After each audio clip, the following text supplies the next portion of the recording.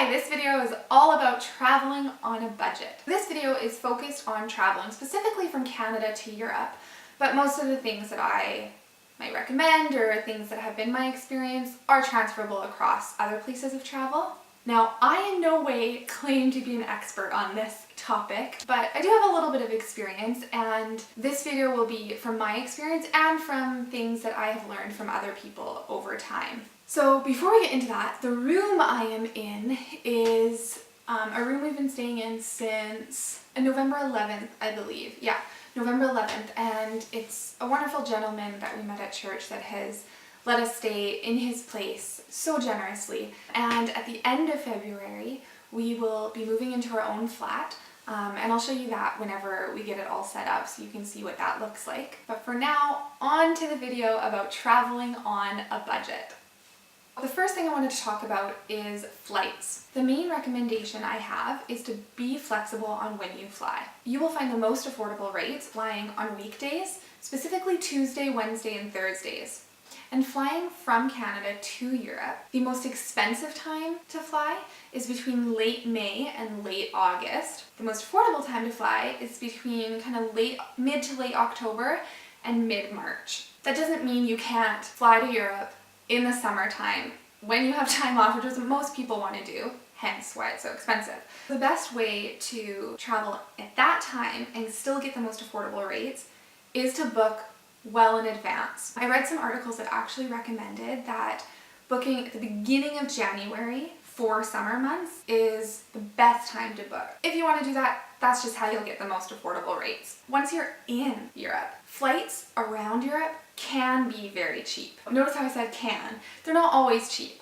If I wanted to fly on a weekend from here to Ireland, say, I could pay around £100, which is quite a bit. But if I flew on a weekday at a time of year that wasn't very busy, I could be paying £6. So it varies quite a bit. So again, be flexible on when you fly. There's some great websites for comparing flights and finding the cheapest alternative, so I'll link those below.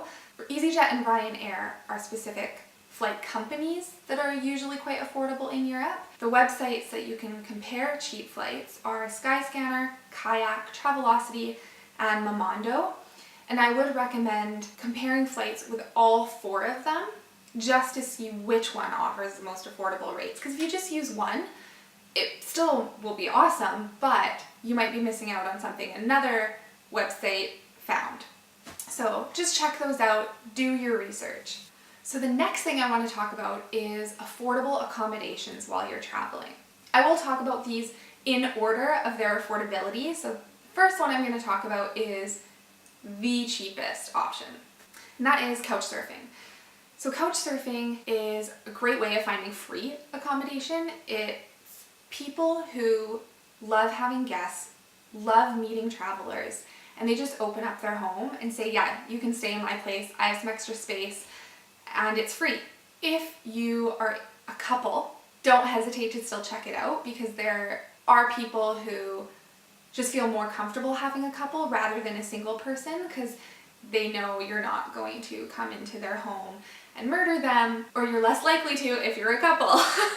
Not that there's any murder happening with couch surfing. Anyways, not to scare you off. They feel like they might be able to trust a couple more or whatever. So don't hesitate to still try to check it out. Another great way to find cheap accommodation is through house sitting or pet sitting. So there are a lot of great websites for this, and I'll put a link down below of the one that John and I used. It is something that you have to be very flexible with, because you can't just go and leave whenever you want. When you search on the sites, it's people going on holiday that want people for specific dates to come into their home, to take care of their pets, and you likely have to not be terrified of animals.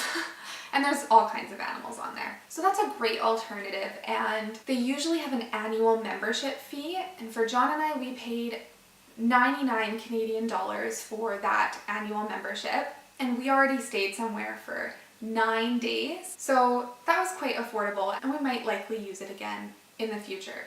So that is a great alternative. So the third affordable option is going to hostels. Now, there are many different hostels and they vary in prices depending on the city and all of that. So I'll put a link below to a great hostel website just to explore that option.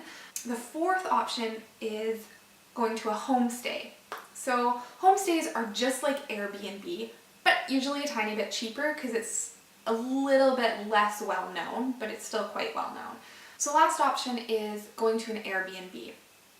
Now from my experience, this is the most expensive option out of the ones I listed, but it's still worth checking out if you're interested.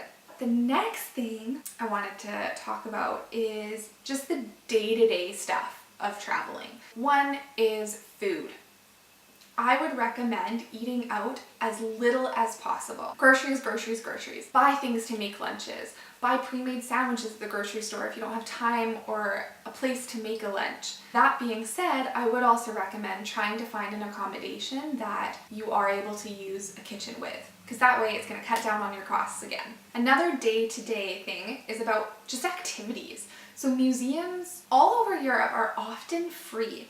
Try to check out as many museums as you can. Other than that, travel around and look at amazing things. Look at the outside of buildings, look at architecture, find free stuff, but choose just a few things that you want to splurge on and then just go cheap on the rest. So if there's a specific place that you have eyed up that you really want to try their food, go splurge on that. It's okay to eat out sometimes. If there's a specific activity that you have really wanted to do and you plan for that, go splurge on that. That's fine.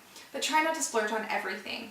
Just choose a couple things that you want to splurge on and go cheap on the rest. So those are all the ideas I have on traveling on a budget in Europe as affordable as possible.